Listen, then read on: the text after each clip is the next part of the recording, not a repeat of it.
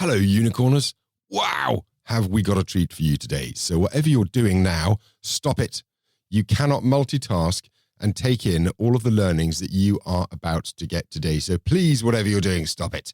Today we have the amazing Adam Morghem. He is the Strategy, Marketing and Communications Director at Premium Credit, the billion-pound company you didn't know. It's highly likely that you've used them at some stage in your life. You just don't know it. Now, Adam is being joined by my co-host today, Dave Rolfe from CRM agency Burn, because we are going to talk about customer relationship management, and we're going to talk about the journey that you go on to find your purpose. Now, this really is great content. So please, if you're in the marketing business, if you're trying to identify your why, if you want to understand how to optimize your sales funnels better, don't go away. Unicorns. They're supposed to be rare, but they seem to be everywhere. Now, like you, I suspect, I devour business and marketing books, but if you've noticed, more and more of them use the same reference material, and they retrofit the strategies and tactics they're espousing to unicorns. Well, you know what? I'm bored of reading about unicorns. So what if Amazon thinks back to front? Why is it relevant to me that Steve Jobs started with why? Google, Facebook, Netflix, those guys, it's not where I live professionally, and it doesn't inform my future. So I thought, why don't I do something about it? Why not create a body of reference material that ordinary marketers like me can contribute to and learn from? And that is Unicorny. It's great to be with you again, and today I'm joined by the fabulous Dave Rolfe from Burn as my co-host. Hi, Dave. Hi, how's everything going? Yeah, very well, I think, actually. We've got a really exciting day ahead, but before we get there, why don't you tell me a little bit about Burn and you, just so that everyone listening knows who you are? Sure.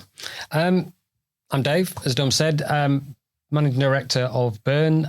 Burn, a multi-award-winning, I would say that, results-focused CRM agency. We're relationship marketing specialists. We've got years of experience across a multitude of sectors, from charity, travel, finance, subscription. In my past life, lots of luxury experience and many, many more. And we like the fact that we're not specialists because it allows for cross-fertilization of ideas from the different segments rather than being pigeonholed in one, whether that's travel or charity. We really like to focus on using engagement to drive and build rewarding relationships between brands and their customers. And the way we deliver that is through data and insight, and using that to really enable us to get under the skin of customers and know what makes them tick, what motivates them, what their needs are, and build our strategies and creative out the back of that, and using technology to deliver that and to enable us to get the right customers to raise their hand and acquire those customers where appropriate, nurture them through the sales journey, ensure that they do purchase. And then once we've got them on board, make sure that we are reducing churn, maintaining those customers, and actually trying to maximize revenue from those customers. And so it's all through data insight, comms planning, and creative, all to really focus on building relevance, building relationships, really creating resonance with them so that we become a little bit more sticky in one of their brands, which will all lead to better engagement and better results. And that's particularly relevant today because Adam is going to talk to us about the process that they went through a little bit, I think, with their own customer journey mapping. They've got a particular challenge, of course, that their product is 100%, well, pretty much 100% intermediated. So they're relying on other people, either technology or physical people, to sell their product for them. Is that an environment in which you guys have got a lot of experience too? Yeah, we're very definitely not pigeonholed into one sector, as I said. So we've got a lot of consumer experience with brands like Celebrity Cruises and building very big CRM programs for them. We've also done a lot of B2B with a number of FS companies, but also Pipedrive, who are a CRM organization in their own right. And it is basically about understanding what the objectives are, what you are trying to achieve, what you want, whether you're talking to consumers or talking to organizations, what you want them to do, what they want from the relationship, and building an appropriate value exchange and a communication program out the back of it that really drives them through the stages. So with one of our clients, the problem they had was that people were hand raising, starting a trial, and then were just getting forgotten for a month. And so at the end of the month's trial, they were disappearing. And what we had to do was build an automated trigger-based program so that when they opted in to have a trial, they got a communication that said, okay, your logical next step is this, try this. They'd try that step. If they did that, they then get another communication either through the system as a pop-up or via an email to say, that's great, that worked really well. Have you tried this? But then also if they weren't doing it, there's positive journeys and negative journeys. And so we had to make sure that we covered all those through to make sure that during the month's trial, they experienced all of the different aspects of the product. Because without that, they just weren't going to take the product up. Okay, cool. Well, that's, look, listener, now you know why I needed to be joined by Dave, because this is an area that's way outside my area of expertise. But let's get Adam online and let's hear what he's got to say about the initiatives that he's been running at Premium Credit. Good morning to you, Adam. Good morning, John. Thanks for having me. Well, you're very welcome. And Dave and I are very much looking forward to this. So why don't you tell us a little bit about Premium Credit, please, Adam? Sure. Okay, so Premium Credit is what predominantly is a premium finance provider. We also have components of our business called specialist lending, which is the payment of sort of fees for schools or golf clubs, tax fees and some other pieces as well. We started out just over 30 plus years ago and have pretty much been growing steadily for the last 30 years. We now have just over 2.1 million customers. We lend about 3.8 billion a year at last count. We work with about 3,000 partners across both the insurance business, which is about 90% of us, and the specialist lending part, so the golf clubs and the schools, which is about 10% of us. So we are about 400 people we were based out of an office in Leatherhead and in Dublin. But we have, obviously with COVID hitting 2 years ago, we sort of decamped to a sort of hybrid model. And that for us has meant that, I suppose, within sort of 7 days, we were all working from home using technology as we sort of do almost every day now. And what we use the office for, we've sort of rebuilt the office to a collaborative space. So as we start to talk about work that we want to go and build on, and we want to bring people together, that's how we're really using that space rather than making it everybody get back into the office and drive to work again. So, and I guess also for you, because your business is so intermediated, 100% intermediated, right? Almost, it's 99 point. So has that thrown up extra challenges? It has definitely. I mean, at the start of this for sure, everybody was trying to figure out how the heck do we all operate in a new world. And that wasn't just us. That was, whether that was a school, with, I'm sure if all those who have kids, your homeschooling, what did that mean? Versus, golf clubs having to shut down versus, brokers still trying to do business and insurers still doing business. So everybody's had to adapt, and it certainly is what we've had to do. It's thrown up different challenges for us. The technology challenge was obviously the immediate one. And then I think you start to move very quickly into the people component, because I think, as we all know, well-being is a massive issue. And that applies, not just to my colleagues, but also applies to the partners that we work with and applies to the customers that we serve. Okay, I think we might come back to that kind of well-being thing maybe a little bit later. Now, I asked Dave to join as co-host on this today because when we were talking about the challenges you have, the whole customer journey mapping and planning thing was an essential part of what we discussed, and that's kind of what he does. So I'd like to bring Dave in at this stage to start looking, I think, probably at the specific challenges that you face in helping your product get sold. Can you maybe just sort of lead us in a little bit by talking about some of those challenges? Yeah. So typically we serve two distinct types of customers. One type of customer I would call commercial, so businesses. And then the other types of customers are personal customers. So you or I buying, and I'll stick with the insurance example for the moment because I'll drop in some of the others from specialist lending. But specifically, if you're buying your own personal car insurance, inevitably you're probably going to an aggregator site.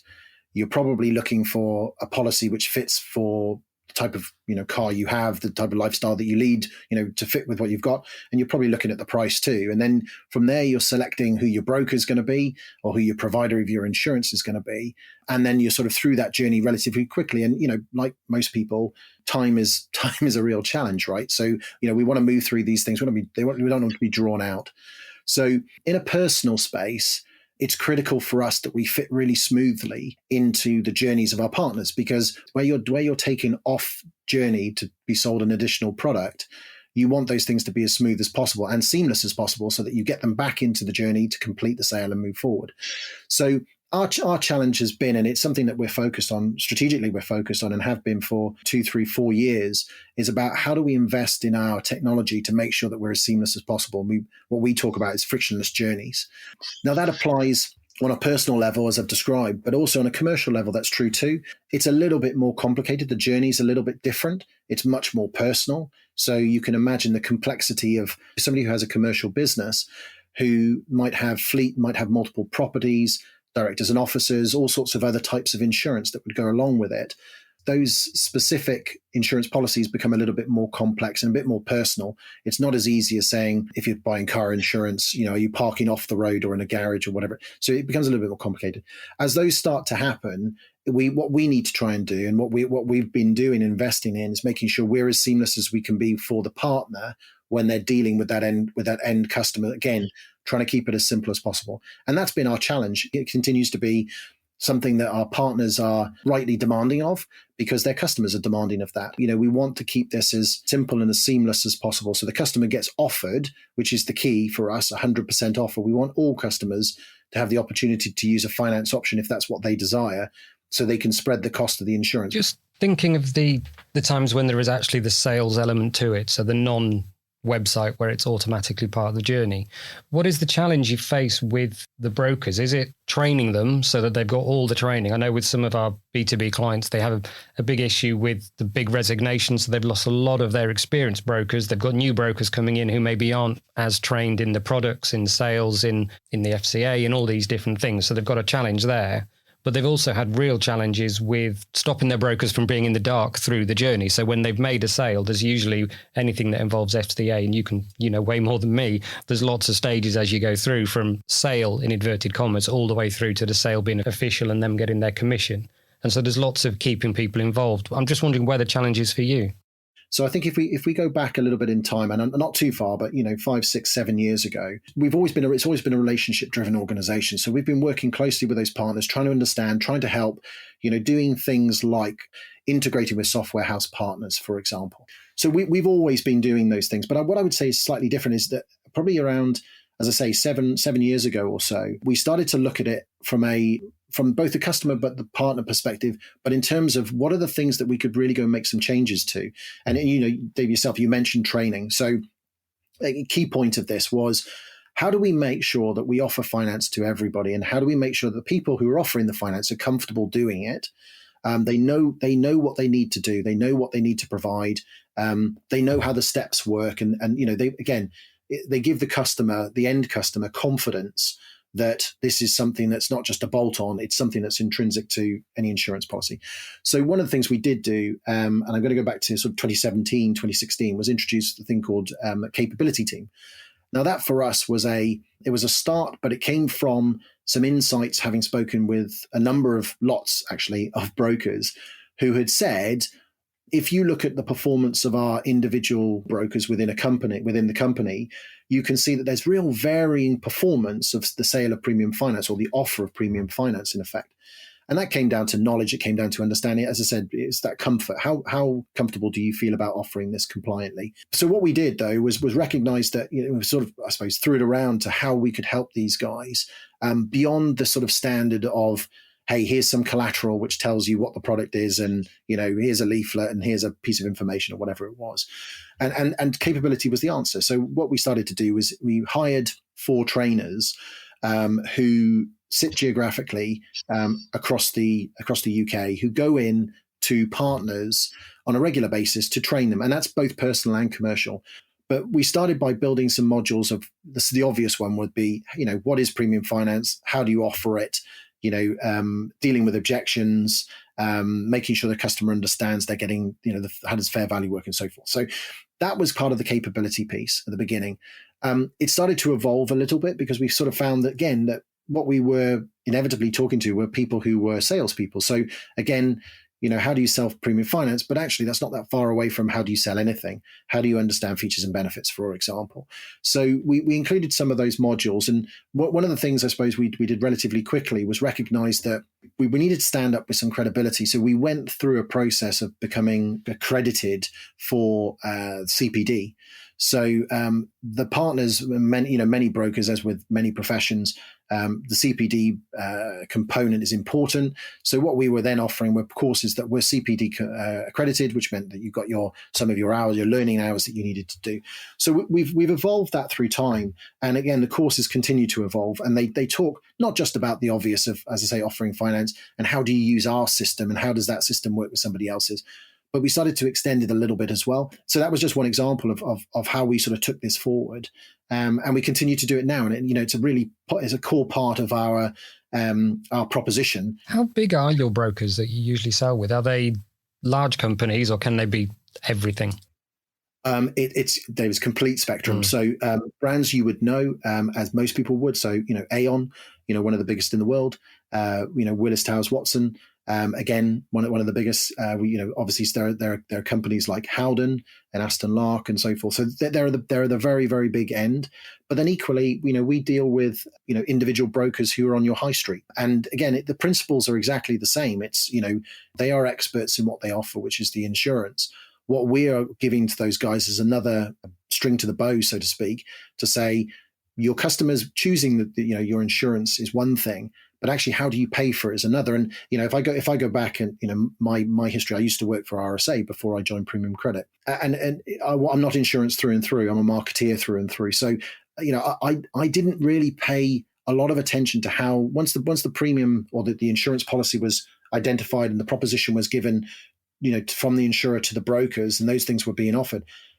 That's kind of where I saw the end of the journey. And it's funny because having joined Premium Credit, I've now seen the next stage of the chain, in great detail. And it's making sure that, the brokers, the individuals have got the right information to offer to their customers to provide opportunity. Our purpose is about proudly supporting our community of customers and partners, in creating those opportunities through payments. So it's a really important part for us to make sure we bring that to life. I want to talk about purpose a little bit later, because I know that's another big initiative that you've been involved with. And I think there's a lot that our listeners can learn from with what you've been through. I just want to wind back a little bit because you guys are both expert at what you do, and we're assuming a lot of knowledge in our listeners. So I wonder whether we could just start defining or explaining the process. How might our listeners go about doing what you've done, doing customer journey mapping, identifying areas of friction or identifying different touch points? Maybe a good place to start would be defining what customer journey mapping is. Sure. So the way I look at it is we have an interaction. We talk to brokers, we deal with brokers, we deal with customers. What we have done is written that down. Where are the points where we touch? A broker calls upon us for some information. A customer interacts with us. They sign up. What does that mean in terms of their welcome journey? What if, and obviously we talk in terms of, and I think many people do, sort of happy path and sad path. The happy path being, if everything works perfectly, it should go like this. With the best will in the world, not everything works perfectly. So we also have to map for, okay, but if that doesn't happen, what happens next? What do we do? And how does that go? So, simplistically, it's about writing it down. It's about starting at the point at which, for us, it's a customer, whoever that is, goes into the marketplace and says, I want to buy some insurance. They will then start a process which will be either they could go direct to an insurer, or they'll go straight to a broker, or they'll go to an aggregator like Compare the Market, for example, which depending on what sort of insurance they're buying. So again, if it's personal, it's slightly different. If it's commercial, it's slightly different. But broadly, that's the process they start, and that's when the journey starts. So once somebody gets a quote for, let's say I'm trying to insure my car, I put in my details about my car. And then what we start to then try and do is where does that information go? So, a big part of journey mapping, I was talking about training, which is only one little bit. But, when you start thinking about the technology, you then think about, well, how do we smoothly move information around to the relevant people? So, wouldn't it be nice, as an example, that when you put your information in as a customer, that information is you don't have to put that in twice, right? Because that gets frustrating for all of us, I think. So it's how does that information get moved between, the various different brokers or insurers who will quote. And then once they've done that, that's, in effect, that's data being passed around. When you then get to the point of saying, okay, great, I found the policy I want. It's, £500 and, it's with X broker X or insurer Y. You then go onto their site, and that's usually what happens. It takes you to their site. And then you sort of get into okay, right. So are there any other things that you need? But one of them ultimately will be, right, the cost of your insurance now, Dave, is £500. And it'll say, right, how do you want to pay? And that's when, for us, we really come into it, because that's where you say to the customer, you've got choices. You can pay all up front, or you can go, actually, I don't want to pay my £500 on day one. I want to pay, I'm happy to pay, let me say, a total of $520, $530 for the year, but I'll spread the cost of it. But from our perspective, what we're looking at is where do all the pieces of information come in?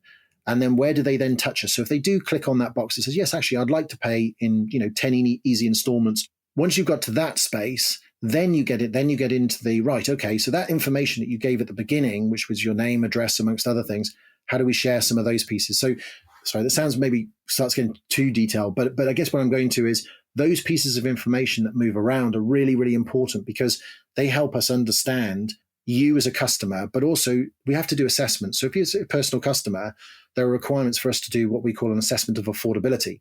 And that's the frictional bit. And so, Dave, I'm interested here. So Adam and Premium Credit are obviously extraordinarily experienced and sophisticated in how they're doing this. But what about other companies? I mean, you see a lot of companies who you do this for. How sophisticated are businesses, and is it different sector by sector?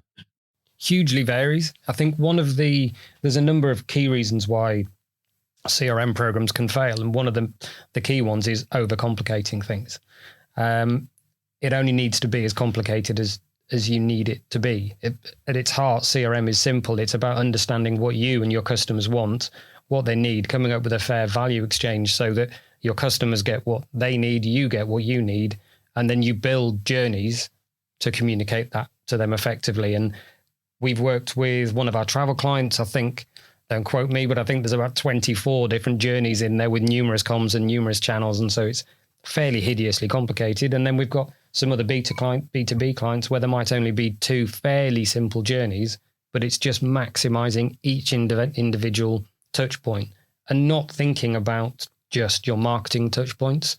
So exactly as Adam said, you've got email, you've got DM, you've got all those channels, but you've got your call center. You've got every single touch point where they are touching your brand or your broker's brand or any of those areas are a point where you can reinforce the relationship and get them to behave in a way that is beneficial to your company. But at its heart, it's about getting the value exchange, particularly at the moment with, the way everything's gone. People have incredibly high expectations. So Adam was talking about frictionless. A lot of that boils down to time and things like that. It has to be as near to instant as you can get. They can't submit something and then have to wait a day or even half a day for a response. They want that response back instantly. Customers' expectations have gone up. Everything has to be frictionless, whether that's, as I say, time, whether we know enough about them to make sure that everything we're saying to them is relevant. And that doesn't just mean the over-hackneyed personalization and naming clouds in creative and things like that, but knowing enough about them to be relevant. So we're actually talking to them in a relevant way. The biggest broker will have different needs to John in the high street of a small broker. They could well have different needs, and they might need, you talked about training. The small broker might have found useful some training on selling over Zoom calls when the lockdown kicked in, whereas the big guys have probably got that covered. So it's just making sure that you are being as relevant as you can. You're being proactive. The whole thing is easy, frictionless.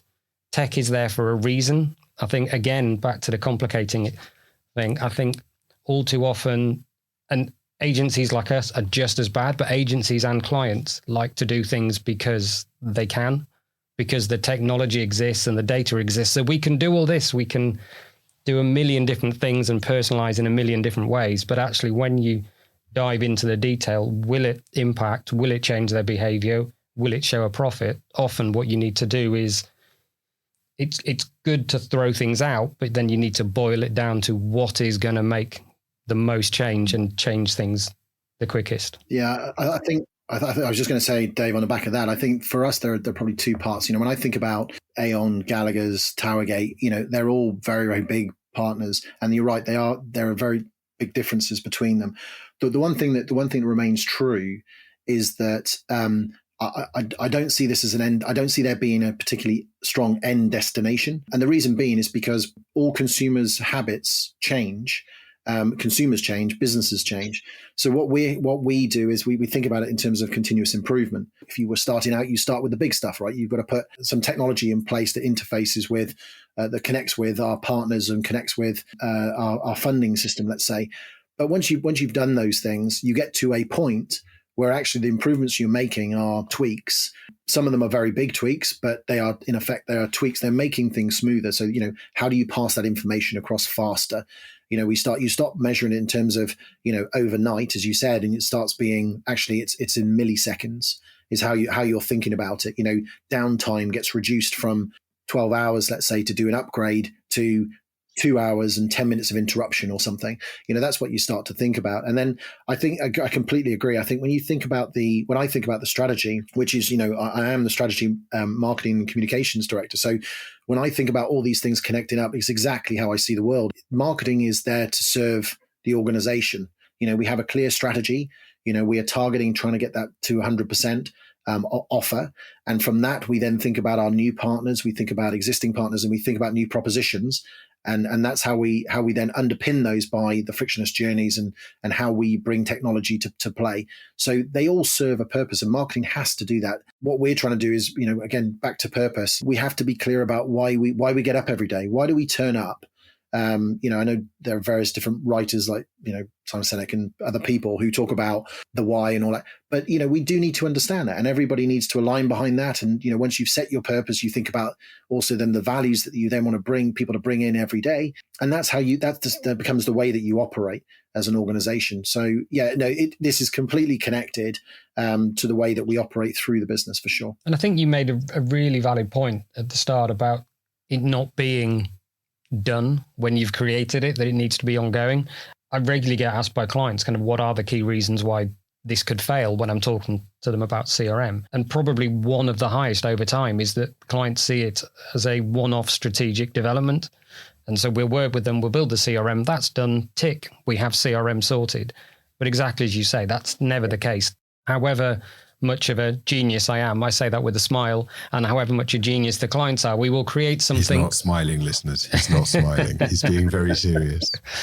But we could come up with something that is absolutely genius, but it will still only be at that point 90% correct. And it needs to be, a program of testing and iteration and constant improvement over time. But then to your point, the world is ever changing. And so things will change. I mean, it has to be improved. Correct. Yeah, completely agree. And Adam, thank you very much for handing me a Selbey on a plate.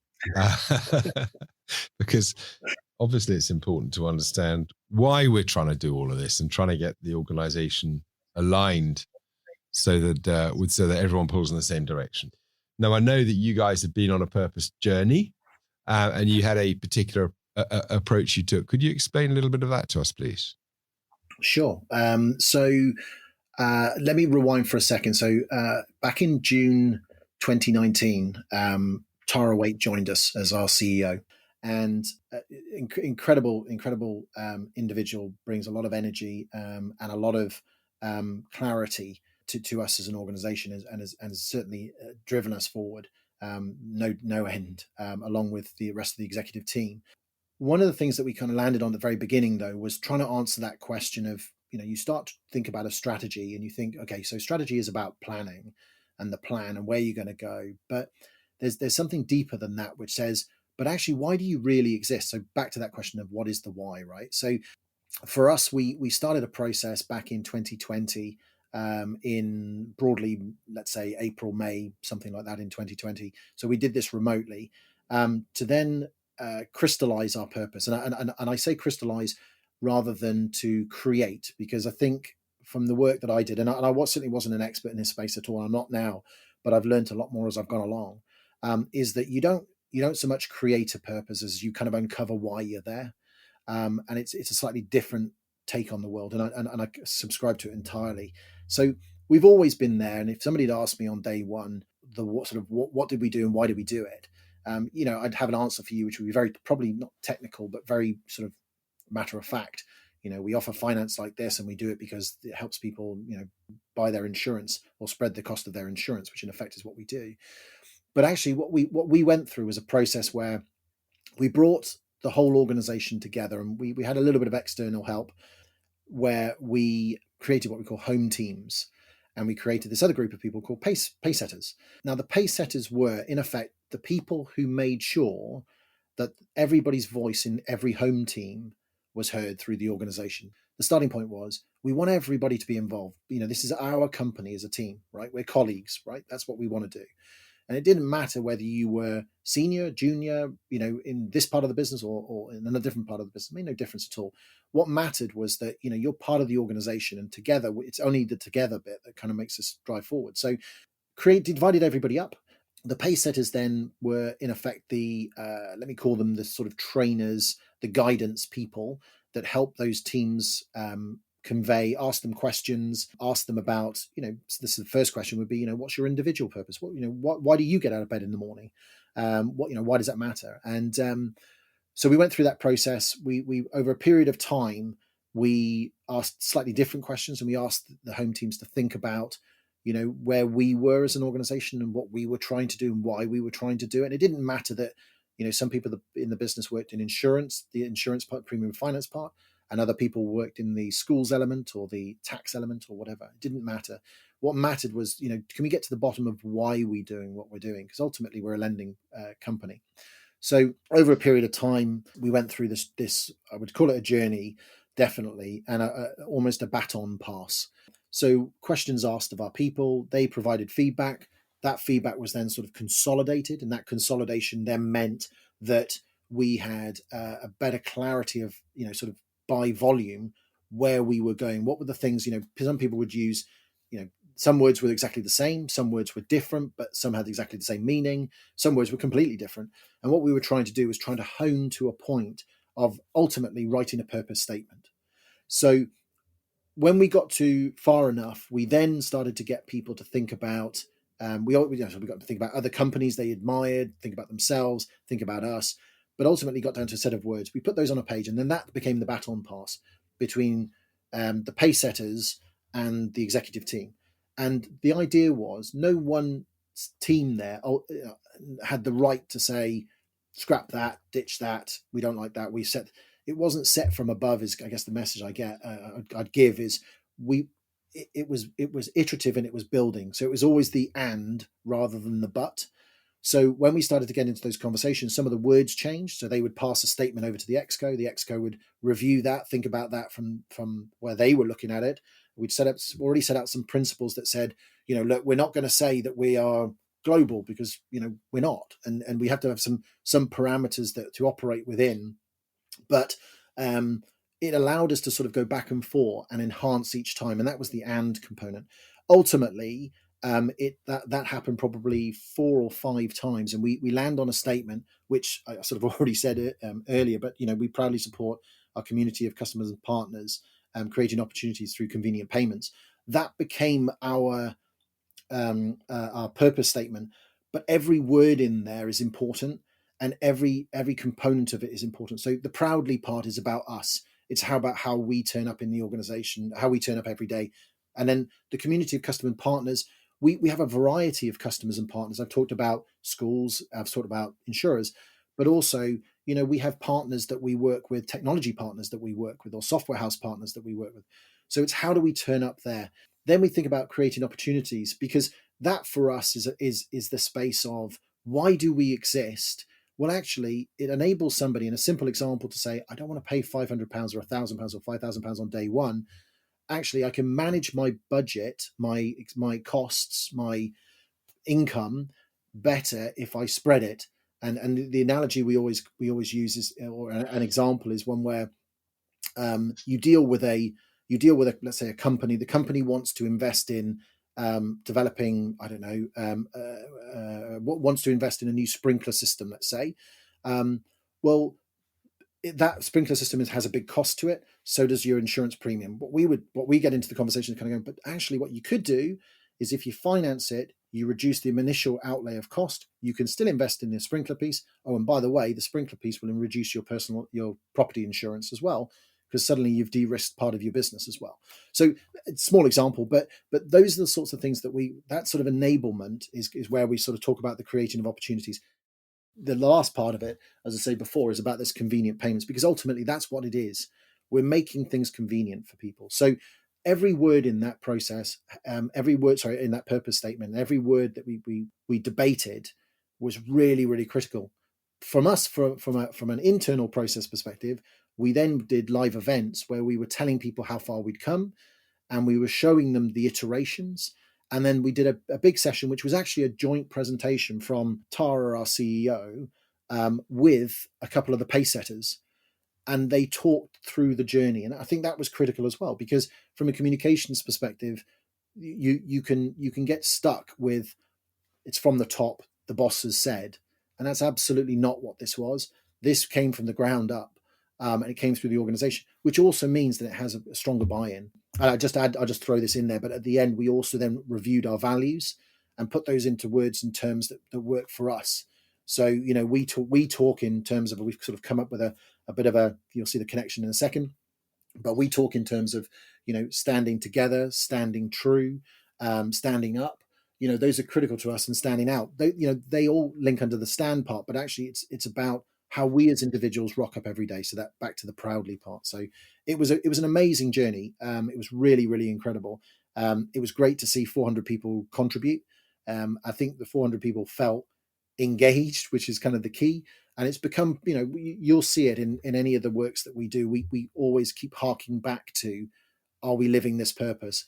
And our strategy naturally flows down through the purpose as well. So all connected. So how are you making sure that, because one of the common problems when you come up with a purpose is usually two, and agencies often are the worst, that we'll come up with a purpose for ourselves as an agency. Say I would come up with a purpose for Burn. I'll think that's genius. I will put it on the wall, not really tell anyone about it. And then it's just up on the wall as a purpose. And so you've done the first bit, which is make sure it's all communicated out to the business. And it sounds like that was a really effective way of doing that. How are you making sure that it does become ingrained in the business and flows through everything that you do, whether that's through PR, HR, teams, training, etc.? Yeah, sure, Dave. And I'll start by saying it's a journey, because again, it's not something you can. Your example, unprompted, but sticking it on the wall is a great example of how not to do it. Not least because we don't have a wall that we all see today. For one, but actually, in an old building that we had all these words dotted around on the walls, and what ends up happening is it classically becomes wallpaper. People just breeze past it and never pay any attention to it. It's also, that's never the way that you're going to engage your people to see the opportunity, or to realize the opportunity, or to behave in a particular way. So what we did some things which are probably obvious and some things which are subtle. Obvious ones were things like we had an awards. We do a quarterly town hall, and that quarterly town hall is it's a live event but we do it remotely because we're all obviously sitting where we are. But we changed the awards, right? So the awards became about our values. So we talk in terms of the values that we have here, rather than we talking in terms of things like be collaborative, or the sort of classic statements that most people have, which is absolutely fine, but for us didn't really align with where we were trying to go with this. It does flow through. So I think when we then think about the way that, for example, we write press releases, we think about the language that we use, and we think about how are we representing the words, but also the deeds. And I think that's kind of pretty critical too. So as part of my remit, I've got product and proposition. And so some of the things that we've done are sort of, again, less obvious, but really important. When we have a process, which is basically a new product proposition process that, most organizations do. You come up with an idea, you sort of research the idea gets, costed or opportunity gets spotted, and then you sort of move into a build, pilot, test, and roll out, right? It's kind of a bit of a broad standard. One of the things for us is that part of our initial process of product idea is, how does this tie with our purpose? So we actively ask ourselves that question, because, and this is an analogy from somebody else, which is not mine, but I'm still going to steal for a second just to make the point. I was reading about a drinks company, and I can't remember for the life of me who it was, but it was a drinks company who came up with a new great idea for a new product, which was a fizzy, whatever it was, let's say an fizzy orange juice. I don't know exactly what it was, but loads of sugar in it, would have sold loads, kids would have bought it in their droves, and off you go. Problem was, it then got to the point where you then get to the approval process, and the people step up and kind of go, right, okay, well, great. How does this align with our purpose to be, supportive of families, to be, reducing sugar content? You suddenly have hard decisions to make. And sorry, it's a very crude example, but it sort of shows you that you get to a point of saying, actually, that doesn't match with our purpose. And that is important to us. So when we think about it, we're asking ourselves the question about products and propositions. It's, how does it align with what we're trying to do over here? And because as I said, all the words have important parts. It's things like, we always, I always refer to colleagues as colleagues, not staff, not people. I refer to them as colleagues because that's exactly what they are for me, and that's how we think about the world here. I think about customers and I think about partners. Yes, there are different types of customers and there are different types of partners, but again, that becomes the language that we use through the organization. So some of it is very subtle in the words that we do. Some of it is probably quite a lot more active in what we do. But again, it is a journey. And I think, the one place I would say it shows up probably most obviously on paper is, as soon as you try and win new business, one of the questions which I would say used to be the top of the list, which I don't necessarily think it is at the moment, but top of the list would have been, how do your values align with ours if you're going in for a tender, right? So having something written down which is clearly explainable and demonstrates what you're trying to achieve, and again links back into the frictionless journeys, because we're talking about creating opportunities, it feeds through everything that we're doing, is critical. So that's absolutely written down. The reason I say it's probably not number one right now is because I think, and rightly so, sustainability and the impact of ESG is becoming incredibly important to all organizations, and we're exactly the same. So we're on a journey there as well. And they're two questions that come up to us in pitches quite a lot as well, is, exactly that. How do the values align? Because I think it's important for businesses, and people and like to work with people who have similar values. But definitely the ESG side of things is running through all new business that we're working on at the moment. And do you know what? You're now both teeing me up with perfect segues, because it was at this stage that I was going to say, what does the future hold for us? But I guess the future is increasingly going to be about proving ESG credentials and thinking about sustainability. Yeah, I think that's absolutely right. And one of the things, again, I'm one of these people who, I'm a bit of a sponge, and I don't mind saying it. I'm learning every day, and I get involved in different things which are not necessarily my exact purview, but I get sort of pulled in, or I get asked to help out with something. And I've always been passionate about CSR, and I think we lots of organizations, and we did the same. Our CSR function was very much a philanthropic type approach. How do we raise some money for a local X, Y, or Z?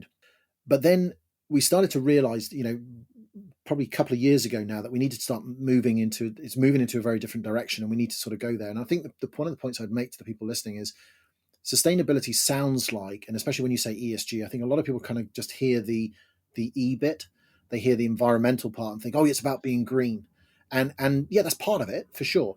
But it's not just that.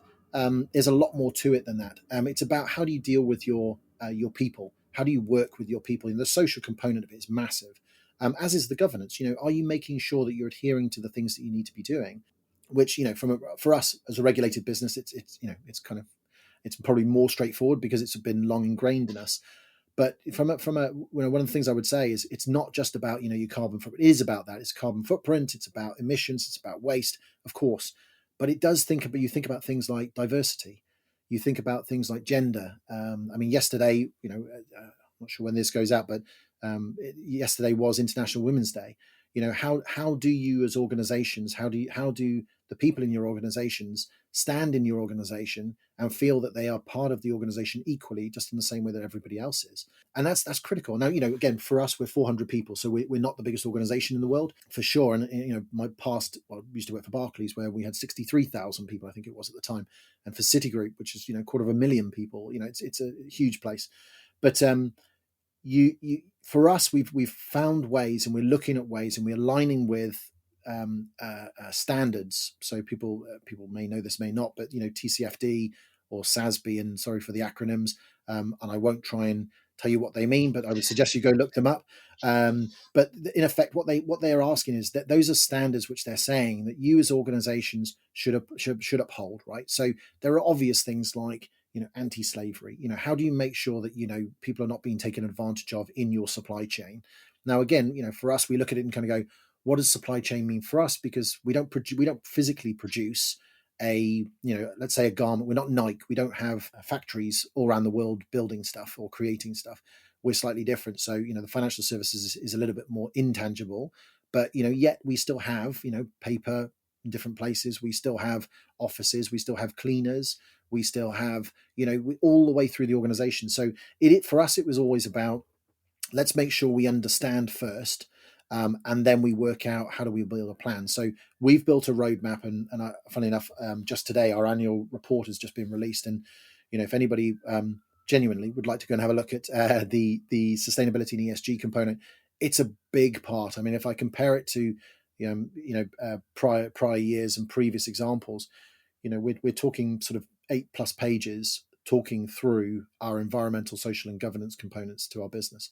So it's absolutely where we need to be. And you see this across any of those organizations I talked about with, Aons or the Willis or the Tower Gates. They're all recognizing the importance of what they do. And that will be a future for all of us. And we've got to pay attention to it. I think it was heading in that way, very definitely anyway. COVID has actually impacted on us all as human beings, and I think we've become a little bit less accepting of whether it's greenwashing, social washing, rainbow washing, whatever the right way of saying that is. Whereas in the past, it was a bit of a tick list that, the anti-slavery one is a really good example that always came up in any tender that we were doing. There was always an anti-slavery thing that we obviously don't, you tick. But it was very much of a tick list. And I think clients, suppliers, colleagues that we work with are all very much more demanding of us as an agency and of our clients to actually be seen to leaving, I don't know if footprint's the right word, but have a positive footprint. Yeah, I think that's exactly right. And, as I say, that my tender comment, it comes up more and more, and right that it should. And I think, people are more discerning. I think people are able to be more discerning. I think it becomes people's consciousness, the whole concept of what does it mean to be sustainable is actually top of that list. It's not no longer just this afterthought of of individuals or companies. It's absolutely top of the agenda. And as you rightly say, Dave, it's people will not allow people to greenwash. There will be backlash, all the time against those sorts of things, and rightly so. I think that's a pretty profound place for us to end today's conversation. I can't believe the time has passed so quickly. But look, thank you very much indeed, Adam, for your wise words. We've had a really free-ranging and wide conversation today, but all those things are so important. And so thank you very much for your time. We'd like to let you get back to your day job now. Thanks, Adam. Thank you, guys. I really appreciate the time. We'll see you again. Thanks a lot. Take care. Bye-bye. Wow, that was a very wide-ranging and very detailed conversation, Dave. Yeah. One of the things I liked was there wasn't buzzword bingo. I think all too often agencies are just as much to blame, that it can become overly complex and trying to overcomplicate things for the sake of it. And I really liked the way that Adam was boiling things down and trying to simplify at all different stages. Well, I was particularly pleased about that because obviously one of the purposes of Unicorny is to create a body of learning other people can take stuff away from. So I am going to dig in a little bit of detail to some of the things we discussed, because I might need you to help me understand a little bit more. But just to say that if you go to selbeyanderson.com and you find this podcast on there, and you'll find that under Insights Podcasts, I'm going to put a link to Premium Credit's annual report that he referenced just before the end of the interview. So you can have a look at the ESG pages that he was referring to. So that's going to be on selbeyanderson.com, or if you get stuck, ping me on LinkedIn. Now, this is in no particular order because there was so much discussed. I was writing stuff as we went, but there was one thing I thought was really interesting when he was talking about purpose and the process they went through. Language is so important, and language anchors culture. And he spent a lot of time talking about the process he went through of really defining those words carefully so that they would help define deeds. In your life in agency, do clients give you time to think about this, or is this very much the preserve of somebody who is he's a strategy as well as marketing, right? So he has a long outlook and he has to deliver in the short term. What's your experience in agency about things, the importance of language, I guess, is where I'm coming from. Language is essential in everything. If you're boiling it back to CRM again, what we're trying to do is change people's behavior, and you can't do that just with pretty visuals, etc. It needs to be really engaging and persuasive copy. It varies by client and by brand, if I'm honest. Some companies really see the value in really well-crafted, strategic, creative copy, and they can see the way that you've built the messaging hierarchy, the value exchange, and they can see ultimately, whenever we're writing copy, effectively we're trying to tell a story, whether it's a story in one communication, for example, a TV ad or a press ad or a DM pack, or if it's a series of social, then it's the series that's trying to tell the story. We're storytellers, effectively. And some clients love that and really engage with it and get very passionate about it and want us to take the time. Some clients, I haven't got one at the moment, but retail clients specifically are often very fast-paced and often want, no, we need the copy now, we need this, we've got a deadline, we need a deadline. We're professionals, we can do copy quickly, but when it is the more strategic the copy, the more particularly purpose-led copy it is, that has so much room for semantics and misunderstanding. And even with obvious, to me anyway, words like CRM, one of the stages that we do within, if we take on a new client and they ask us, can you review our CRM program, is it effective, or can we build a new one? The first thing we'll do is try and get the senior C-suite clients in a room and actually go around the room and say, what does CRM mean to you? Because if I asked you, Dom, you would give a different answer to me than to even people that work at Burn would all give a slightly nuanced, different answer. And if as a company you've misunderstood that and your C-suite haven't all agreed that, you're going to end up with your ladder leaning against the wrong building and you're climbing like crazy, and then you get to the top and it's not where you wanted to go. So, yeah, words, it's everything that we do. I think that also connects very, very neatly to the second bit that I was struck by. He said it right at the beginning of the, again, piece he was talking about purpose, but it connects so well. He said, you don't create a purpose, you uncover why you're there.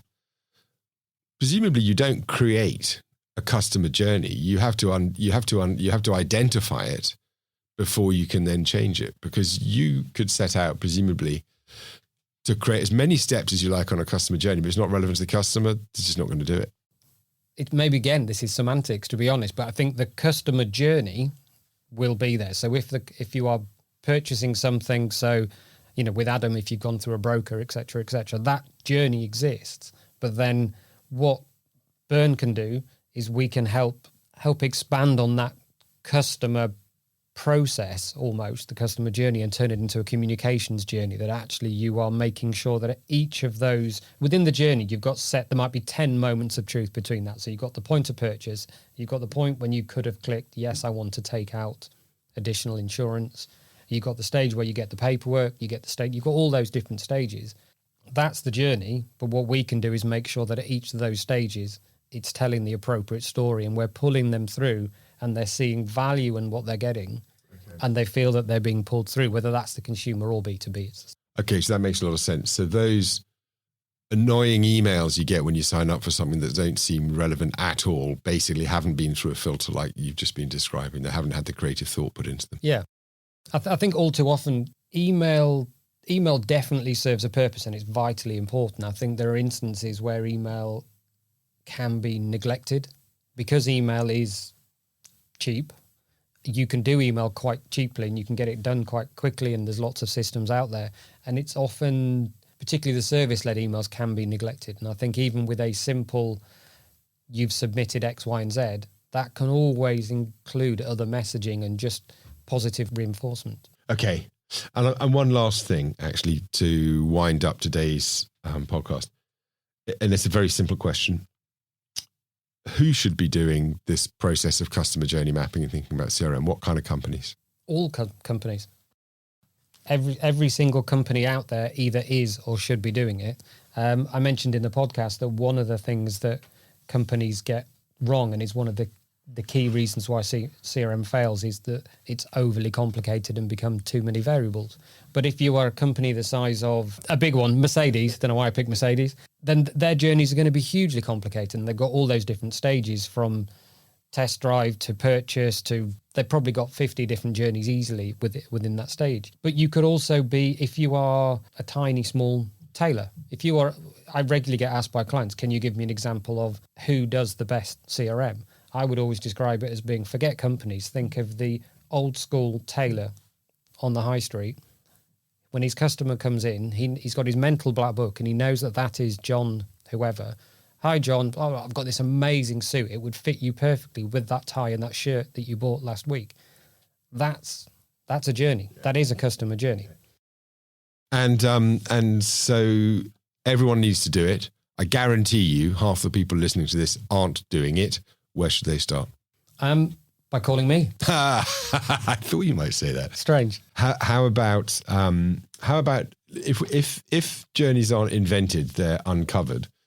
How about they start with the big bits? I think the first thing that, and whether you're working with an agency or whether you're doing it internally, I think the first thing, the process would be to set yourself up for success and make sure that the right people in the company are behind it. Make sure that, I touched on it again in the podcast, that you've defined CRM correctly, that everyone knows what it is. And then get the right people around a room and have a kickoff session where you're discussing it, working out the objectives. What do we all want to achieve? And objectives can dramatically change where you go. And then it's doing an audit of what you've got now. As you touched upon, everyone has a customer journey. It's just whether it's been made the most of. So audit your customer journeys. What have you got? What have you don't got? Do some gap analysis and work out how you can maximize that. And then it's going through the process of data, analyzing your data, trying to understand what makes, whether B2B or B2C, understand what makes your customers tick, and not just the black and white data. I'm waving my hands around, which doesn't help on this. Add a bit of color to that data so that you actually know that I'm Dave, I live here, I'm into running, I've got a weird obsession with Garmin watches. You know all of this information about me, and so we can be more relevant in the way that we talk and know how clean or not clean your data is. You have a lot of brands out there who think their database is 10 million people. When you actually audit their database and you go in, they haven't cleansed it for however long, so they're wasting a huge amount of money on gonaways and deceased. They've also got a whole lot of people in there who haven't effectively GDPR opted in, and they're just sitting there wasting. They think their database is this big, but it's just a massive wasted opportunity. So there's process you can go down. And once you've done that, it's diving into proposition, messaging, segmentation, making sure you've got the right tech. Then it's into the journeys that we've talked about. And by journeys, it's those communication journeys to making sure that we're pulling the right levers and dials at the right time. Thank you for listening. That is the end of today's show. If you would like to subscribe to us, please do go to your favorite podcast outlet and you will find us there. If you want to be on the show, my name is Dom Hawes. Look me up on LinkedIn, connect, and I would love to talk to you. This show is put together by Selbey Anderson. We find and unlock hidden value. And the show is recorded at Turnmill Studios, which you can find at turnmillstudios.co.uk. See you next time. Well, I can't believe we are already at the end of season 1. 5 episodes, 5 amazing guests, and some simply stunning co-hosts. So I'd like to say a very big thank you to my co-hosts, Dafina Grapchi-Penny, Samantha Losi, Renee Edwards, and of course today's host, David Rolfe. Thank you guys. It literally wouldn't have been possible without you. And I'd also like to say a very special thank you to the series producer, Nicola Fairley, who works tirelessly in the background. to do the LinkedIn promotion, to get the guests on board, produce the shows, and generally pull the whole thing together. And finally, a very big thank you to the wonderful team at Unity, especially Jenna, for all her help with the branding, the graphics, and generally making us look probably better than we are. So thank you very much, folks, for listening, and we will see you very soon for Season 2 of Unicorny.